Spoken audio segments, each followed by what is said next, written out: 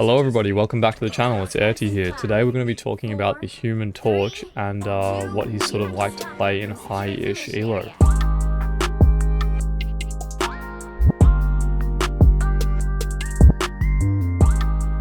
This is some Celestial gameplay from the other day, which, you know, Celestial isn't as high as it used to be, but I haven't had the time to grind up any higher, so I just got my own experience to talk about. But the Human Torch, so is he any good? I think he's really fun.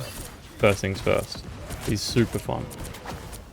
Just his play style of having to set up little traps and putting down your flame fields, diving in on people when they're low. I just think he's super cool. But in terms of strength, I find he's a little bit inconsistent. Now, this doesn't mean you can't sort of always play him. I find if your team is good enough, in the sense that they are happy to work around you, you can always play him. But if you've got a bit more of a rigid team, then he's not as good. And the reason is that pretty much into certain comps, he's quite weak. Like if you're versing a lot of hit scan, he takes just way too much damage and you can't build up the ults as much. If you're versing triple support, it can also be a little bit trickier because it just makes your ult a little bit less value. Like if you like look at this ult for instance, like they didn't even need to pop a Mantis ult there. We still managed to kill someone through it because they just stand in the tornadoes, but you know, sometimes your ult isn't even a threat to the point where they have to use a support ult. So if they already have 3 supports, like they do they have that this game? No, but in some games they do. It does make it a bit trickier. The other thing about him is his team up with Storm is obviously really strong. So when you're teaming up with Storm, you can kill through any support ult from what I've seen. Some people have been saying to me that you can't, but I think they just haven't been using it properly, because if the Torch is putting down his tornadoes and the Storm is on top of the person, you should be able to kill them no matter what ult they're using. Unless they're stacking 2 support ults, that might be able to out-heal it. But yeah, that's obviously super strong, but you need to be able to coordinate with the Storm. So usually I just use voice chat. I say, hey Storm, you just, as long as we both have ult, you just ult whenever you want and I'll follow up. I like to do it that way because I find that if if Johnny ults first, then everyone starts shooting at Johnny and it makes you quite vulnerable. Whereas if Storm ults first, they sort of get distracted by the fact that there's a Storm with a tornado on them, and then you just pop your ult and light her up pretty much instantly anyway, as long as you're close enough. So you don't need to worry about, you know, pressing the team up button or leading for the Storm. I'd always do it more reactively off what the Storm's doing. Obviously you still try and communicate and do it at the best time, but that's how I like to do it. So with Storm, he's completely, like, he's meta, I would say. He's definitely meta with Storm. Without her, his ult's a little bit too weak, I would say. Like, yes, he builds it super fast, but I think best case scenario, you're getting a few kills, and worst case scenario, well, you're not getting anything, but like, if you can tease out a Lunar ult or a Invisible Woman ult, then that's pretty much worth with Johnny. Like, if you can put enough pressure on them that they get forced into using their ults, that's great. And then that means, you know, the other DPS on your team or another tank can then use their ult and actually get value out of it. But yeah, Johnny's not one of those ults where you can just expect to pop it and kill everything.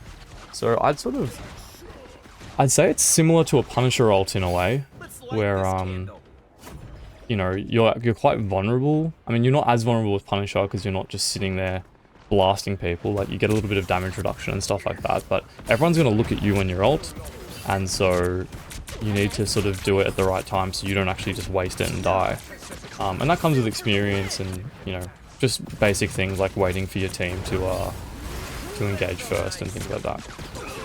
Now, the other really important thing to get value out of Torch is to set up to get really diligent at setting up your traps well, or your flame fields. Because you probably noticed this game, I haven't set up many good ones, and I'm just leaving essentially a lot of ult charge on the table. That's all it is.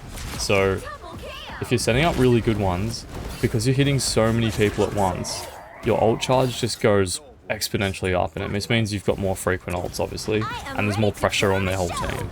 Whereas, if you're just doing crappy little triangles like I did a bit this game, then you're not going to get that same amount of value. Quick, I think it's super weak. Now, you've probably heard by now that he's meant to be played as like a mid-range character, so you don't want to be just ages away, just spamming your left click. You want to be relatively up close to get the most value out of it, because it sort of works like a shotgun, right? We all sort of know this by now. But the thing is, if you get too close, it is a little bit inconsistent. So I've found in like extreme close ranges, you're just not getting an accurate hit. I don't know why. I think it's sort of the way that the projectile comes out of his hand. It sounds really weird, but like it almost goes past the person if you're too close to them. So you really want to make sure you are in like the middle range. Like you don't need to get up, unless they're not moving, you don't want to get up right in their face. You want to just have like those few meters back where you can still shoot them and you're close and you're still doing a lot of damage, but the projectile's not like phasing through them, because that does sort of happen. But yeah, look, overall I think Johnny is a great character. He's, like I said, a lot of fun, strong in the right circumstances. I mean, when I play him, I ban Hela pretty much every time, and it makes my life a lot easier. You'll see this game, I'm not really getting shot at that much. They did switch to Punisher to try and counter me, but Punisher doesn't do a lot of burst damage, so, you know, even if he is shooting at you, you could sort of duck back into cover and get healed up.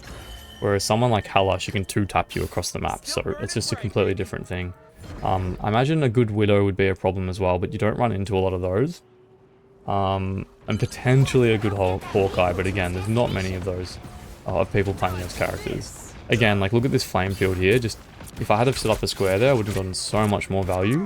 And that's just, I guess just taking your time to make sure you're doing it properly, not rushing it. Sometimes you have to rush it because you're getting shot at. But yeah, try and set up the best boxes you can, because those are really what give you a crap ton of ult charge. And again, what I was talking about, you know, I'm left clicking from way too far away here. I mean, I'm getting some value with the right clicks, with the flame fields, but I could be closer and doing a lot more damage. I'd like you guys to leave a comment and let me know sort of what you think of Johnny. I mean, and sort of the experience you've had in your games. I mean, I've had really mixed experiences from people that I've heard. You know, some people say they just can't make him work. Others think he's fun, but in sort of my rank, I haven't been seeing a lot of people playing him, to be honest. I'm sort of one of the only people I've seen playing him sort of consistently. And to be honest, when like my first 20 games, I had a negative win rate. Because, well, A, people were throwing my games because I was picking him, which is a bit toxic, but it is what it is. And B, just not understanding the right time to play him on my part. So, you know, banning Hela is the most important thing, I would say. If you can ban Hela, then he becomes a lot more viable. What am I doing here? I thought a little plank. I reckon it's going to be a massive int. Let's see. Yep. And you'll find as you're playing Johnny that certain maps are really, really good for him, because you can set up some crazy flame fields and just hold people in the choke point. And then other maps are really difficult just because, you know, there's like stairs or there's weird terrain that doesn't let you set up flame fields easily, and you've really got to, you know, work hard just to set up a nice little trap. But I found this map quite good. I mean, my team was playing really well, obviously, but just holding these two little choke points on the left and right worked really well. So the new map is pretty good. Like you see here, you can set up a little box in this room, and that meant that they couldn't really walk forward.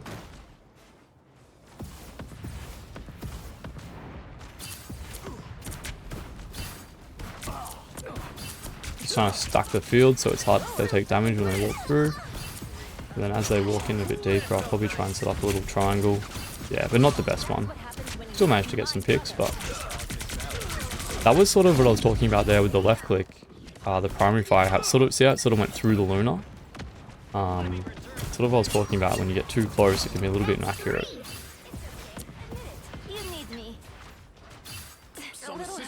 I would say Johnny's biggest strength is just how quickly he builds up his ult charge. And how he's such a good like medium range threat. Like people get close to you and they just get bursted down. They don't expect it.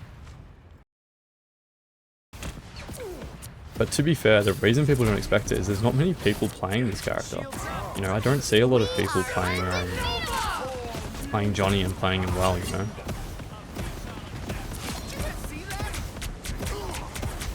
So if you want to just block off one part, see like I did there, you can just stack tornadoes on the one spot, and if they walk through it, they'll pretty much instantly die. I'm testing my damage here to see if I can kill the Punisher through the Lunar ult. Newsflash, I can't.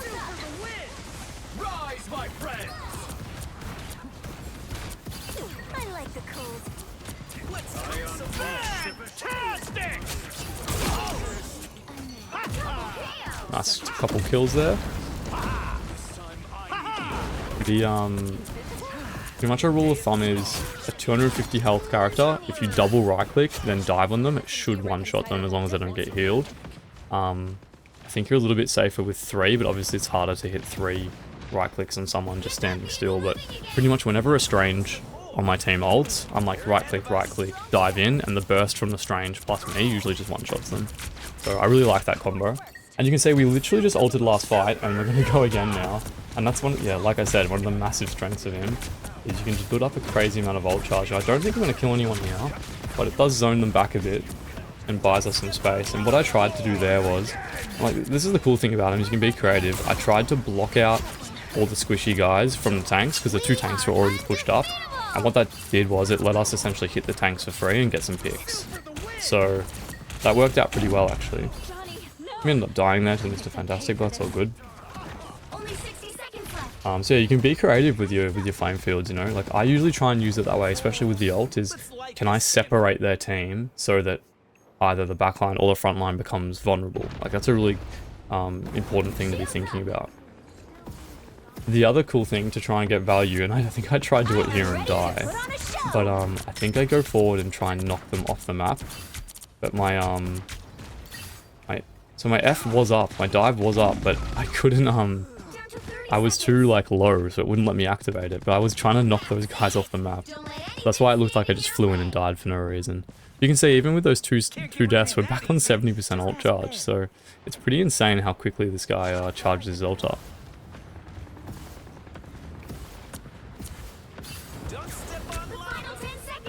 And again, like, there was a flame field connecting there, but for whatever reason it just didn't go. So it is a little bit buggy with the flame field, trying to make the prison. But you've got to make squares. Like, squares is the best shape to make. Sounds stupid, but it just covers the most area. Like, obviously if you accidentally make a triangle, it's not the end of the world, but I try and make squares where I can. Because again, most damage and most ult charge. It looks like the end of the game there.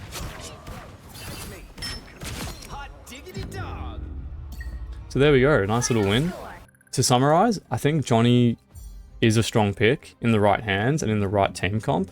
He's not going to always work because he does have pretty clear weaknesses, like, you know, vulnerability to characters like Hala or Black Widow. But he puts out an insane amount of damage, and he is strong in the right hands. I mean, you can see we got 40k damage that game. I mean, just, it's sort of like Moon Knight where you're just farming damage, and some people say, oh yeah, you're feeding their ults, but you're also getting your own ults. So as long as you're using them to either bait out their ults or using them at the right times, it should be fine. And yeah, hopefully you learned something in this video, and like and subscribe if you enjoyed it. Cheers.